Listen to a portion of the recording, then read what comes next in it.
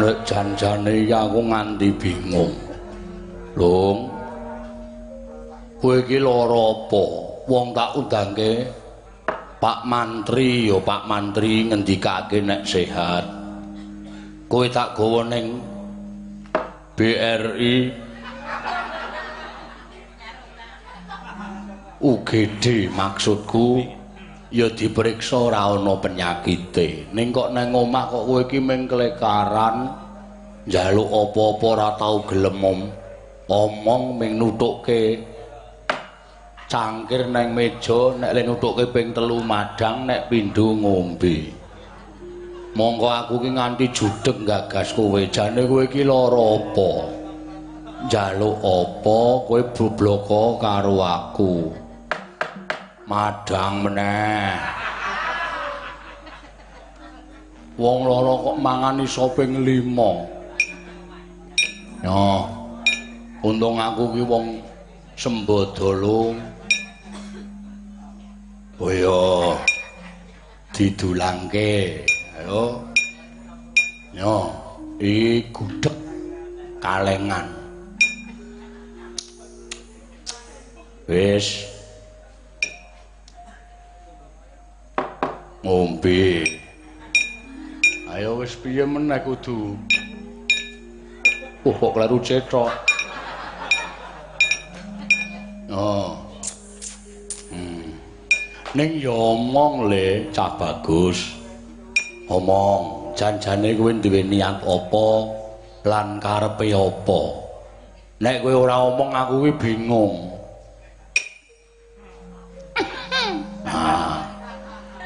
Nganggo watuk barang ngono kuwi men kakangne lega. Lah lara kok tanpa omongan. Wis, nek wis iso watuk ge omong. Kang Tegak. Piye? Kang Tegak. Iya. Iso nggo jenggelek ora? Bisa. Waduh. Kuwi lha basa Melayu. Jenggelek awake nggo tangi sithik men jagongane penak. Lah gene iso.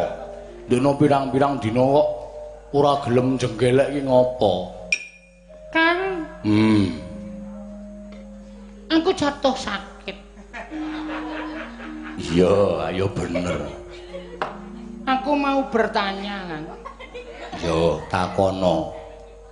Aku itu kan sudah dewasa, kan. Ora mung gedhe kowe iki wis tuwek, Nyuk. Kok njur gedhe piye ora?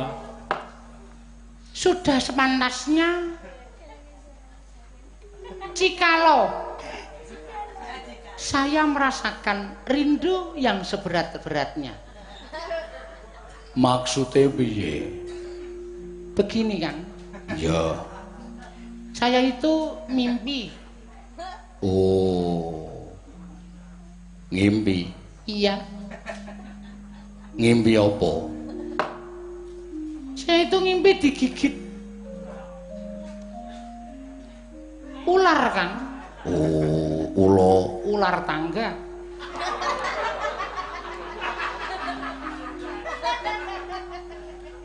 Mbok ling lucu ki sesuk nek wis awake waras ular tangga kok nyokot. Tidak, Kang. Saya digigit ular. Ular. Iya. Warnane apa? Putih hitam, Kang. Lho, kuwi ula apa zebra? Ya. Jangan gitu, Kang Tok. Ular. Oh, ular, namanya ular weling. Ular weling itu ular yang bijaksana karena sering meling datang siapapun. Ular weling. Ular weling. Itu artinya apa ya, Kang Tommy? Togo.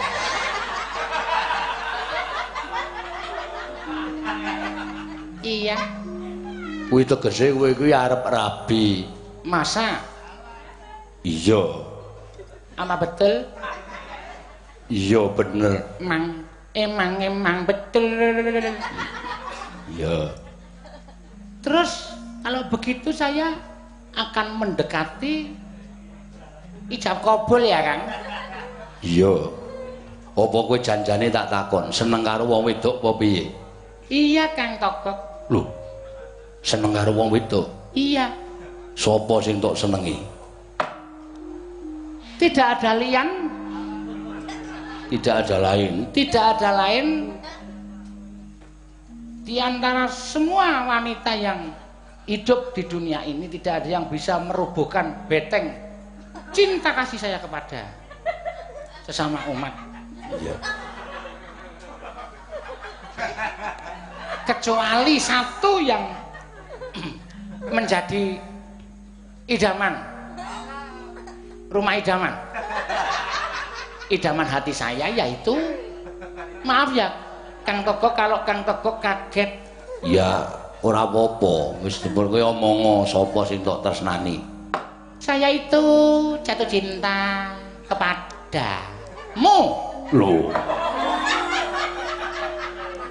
Karo sapa? Anaknya Nolo Gareng, Kang Togok. Lho, anake Nolo Gareng. Iya. Jenenge sapa? Kalau nggak salah Meriam Bellina.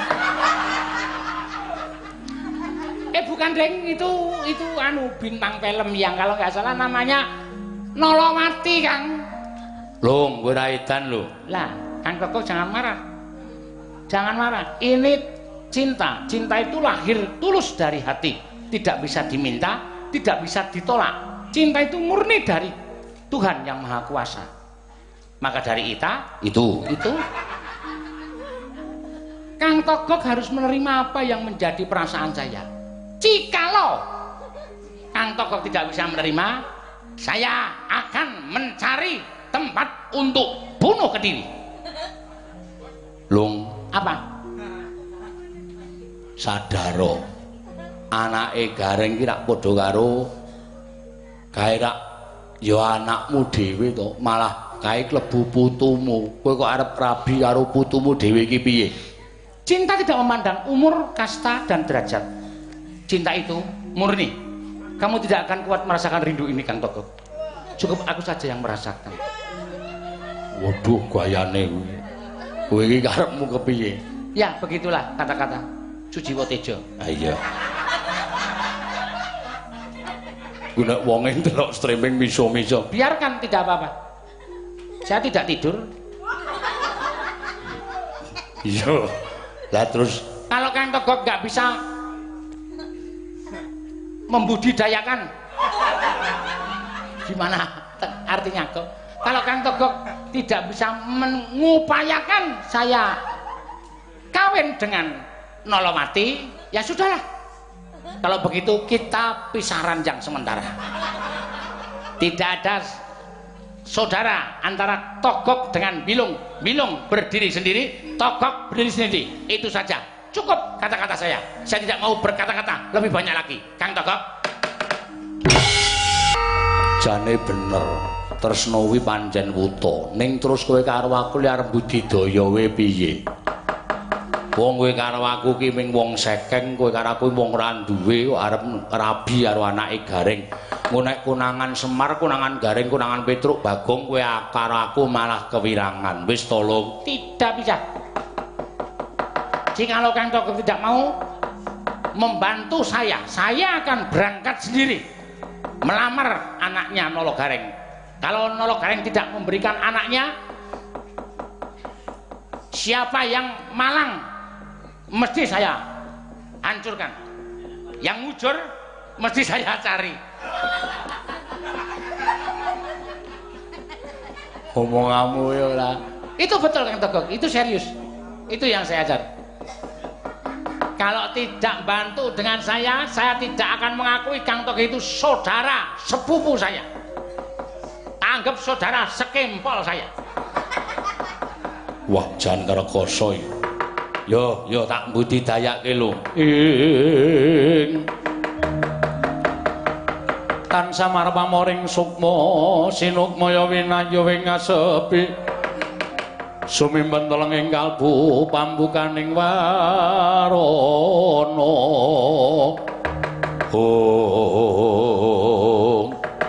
Sigra matek aji Lurah Togok. Eling-eling abdining nata ngalengka Prabu Dasamuka. Kawasa Dadi kekuatan Sang Buddha memijil saking Gunung Semawana merpeki ungganing Lurah Togok kuwi Lurah Bilung Sarawita.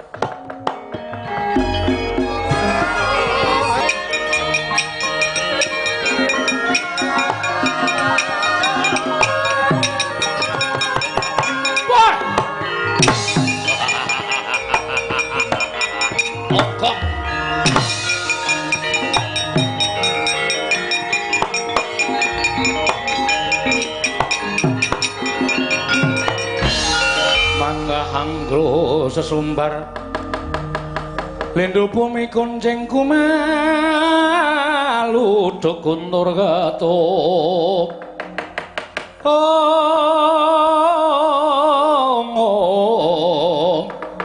rumembak penyukang kumambang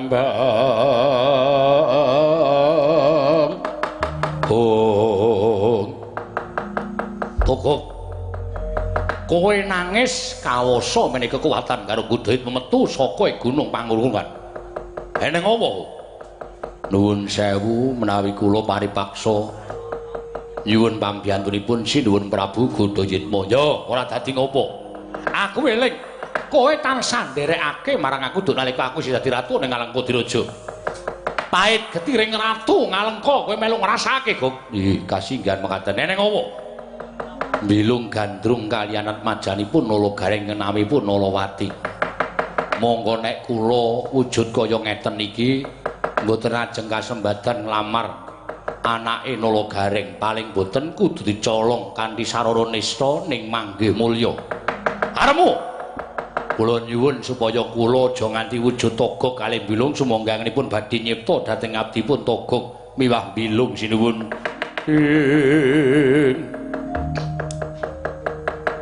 Uta Pandhawa tata gati Wisraya Indriyaksa Sara Maruta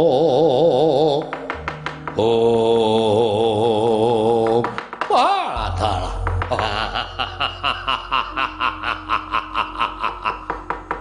angel mijet wae ngeranti suwe banyu sinaring bejo kowe duwe sesemban kaya nata ing Alengka Prabu Dasamuka megeng napas wong sakloron tak cipta aja wujuding wong loro sauton telu saurupan nanging tak gawe kowe dadi juragan sing sugih blegedhu bandamu kok.